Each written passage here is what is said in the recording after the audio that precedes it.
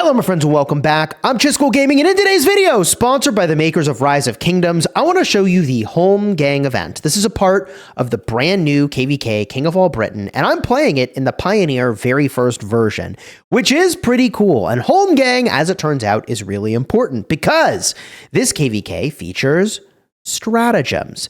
These are basically buffs to your marches, and you customize the way your marches are working in the field. But the way you get these buffs is by getting stratagem points. How do you get your stratagem points? You get them from Holmgang. Obviously, beating up other people is the way. Technically, Holmgang is like a duel to the death situation. I forget. I think that's almost exactly what it means. It's like a duel. It's a Viking duel, all right? But you're not doing this duel alone. It's actually a 3v3 duel situation.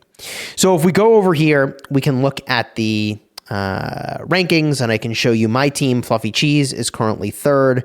And before I go any further and talk about this, why should you take my advice? In the very first 3 days that this event has existed in the game, we've landed first place. Will I continue to land first place? Probably not, especially not after making this video and explaining how everything works. So feel pretty good about how that's going. You can see my team here.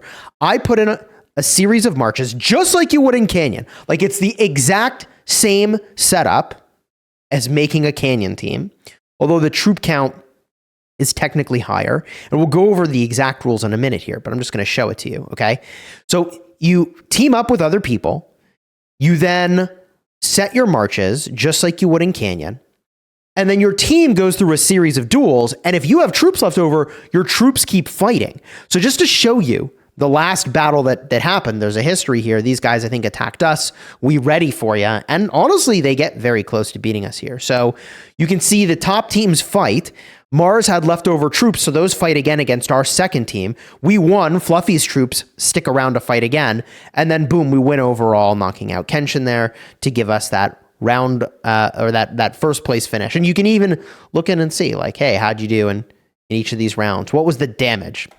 Okay, so pretty cool. And oh, can I like replay any individual round? So cool. So I can even see like, hey, what happened in that exact round. Wow. Okay. Very, very, very, very cool. That's actually, I didn't know you could even look at this level of detail, and that is super helpful. So going into the details when you're taking L's is pretty important to understand how it is that you were countered, because your formation is an offense-defense thing, right? It's like Canyon, but it's just what you're going to use to fight other people. So you want to pick a good defensive formation, or maybe you want to counter what they're doing by picking a good offensive formation, right? And I've sometimes lost matches where I'm like, oh yeah, they totally set up in a way to counter me. It is what it is. GG, they got me. And that is really important to understand. Now, once you're in the Holmgang duel phase, which is where we are now, you can't change your lineup. So you're locked in. That's it for like a series of days. You can see here, duel round 1 is on the calendar here. Once that started, there was a window of time to set your lineup. That's it. Your lineup gets locked. And I believe that all your stats are snapshotted. I don't know for sure, but support, I believe, has said that, and I don't know for sure, but I think everything just gets snapshotted. So if you take your gear off, then like, I think you still have credit for having your gear on. But I personally would just make sure everybody's got their gear on before you do your battles. Now, all of that said, there are some rules here that are very, very, very critical to understand, okay? And the way this works, and I want to show you the sort of combat here, is that there are a series of buffs that are going to count. This is very important. Your commander level matters. Your talents matter. Your equipment matters. Your museum relics matter. Your formations matter. So the armament system, obviously critical.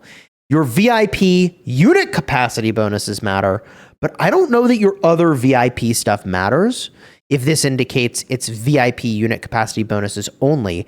And crystal technology matters.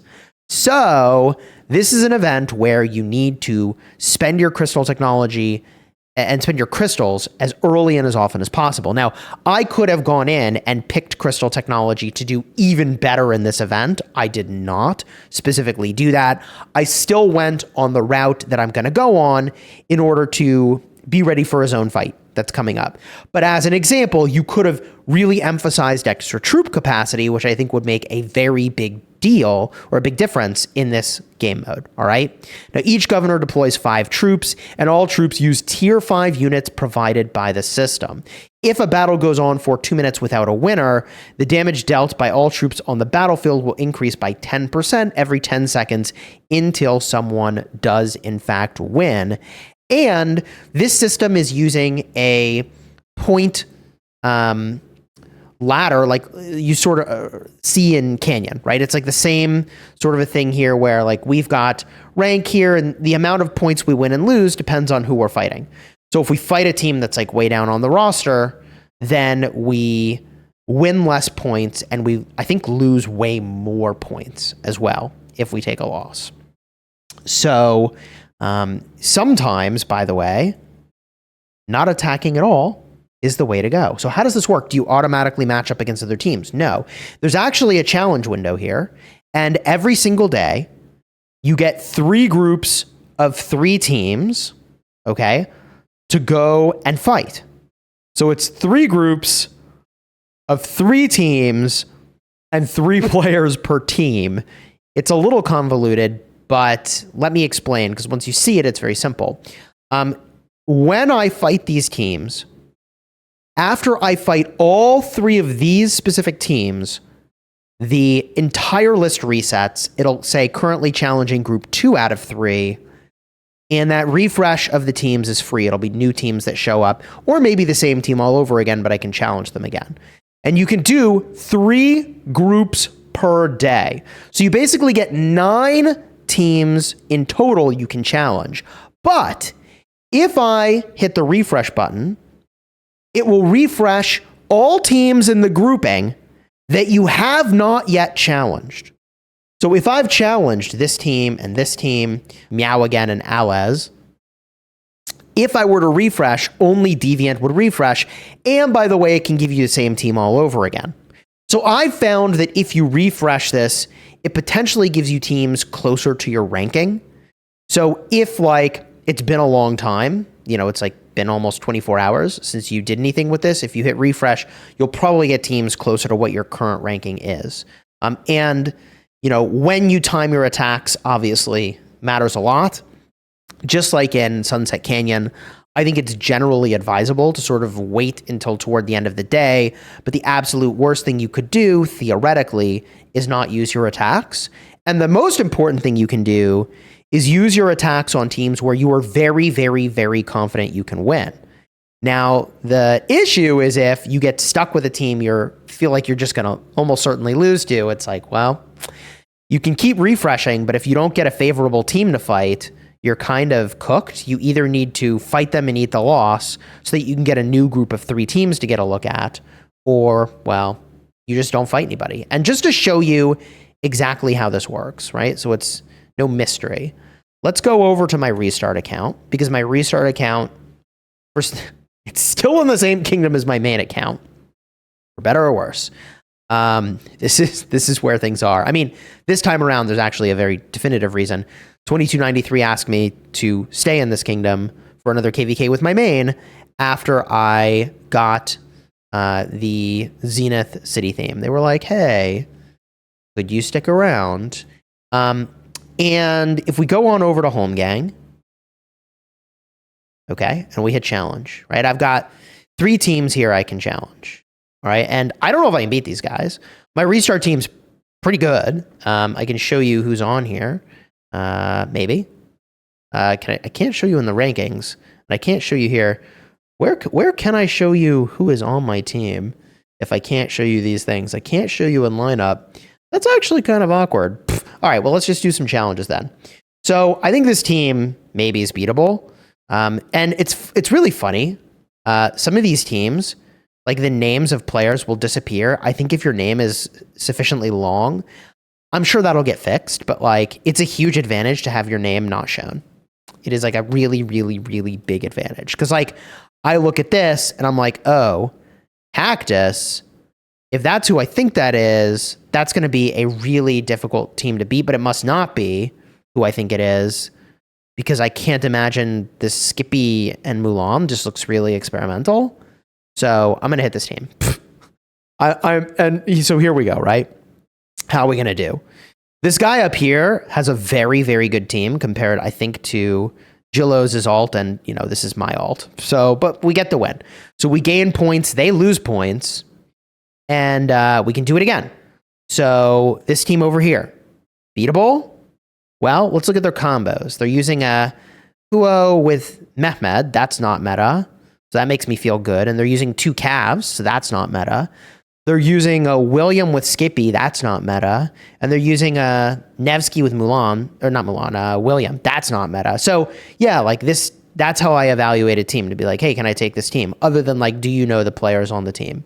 So we can hit challenge here and see how we do. Maybe I'm right, maybe I'm not, because crystal technology makes a huge difference, obviously. So this is close, and we take the L. GG is what it is. So we lost 8 points there. That's not good. I would have been better off not challenging this team at all than challenging them and losing points. You see what I mean? So now we can get a look at this ABC team. Are they beatable?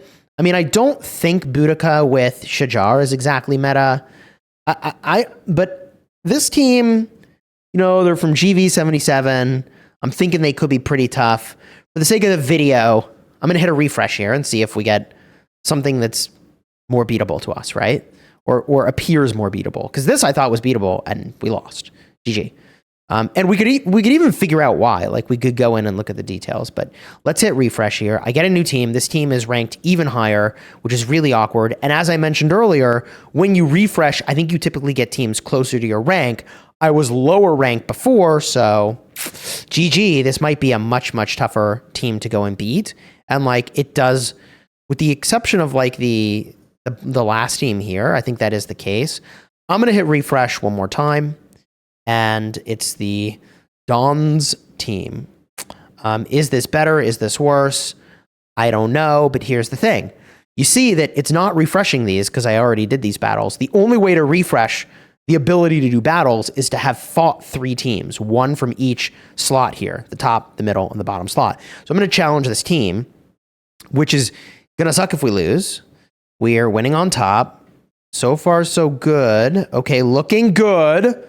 Uh-oh. Oh, man. How do we lose in the last bit? Sucks to suck. And then you get 3 new teams. All right? So that's how that works. Now, why does all this matter? As I mentioned earlier, well, the rewards are absolutely critical.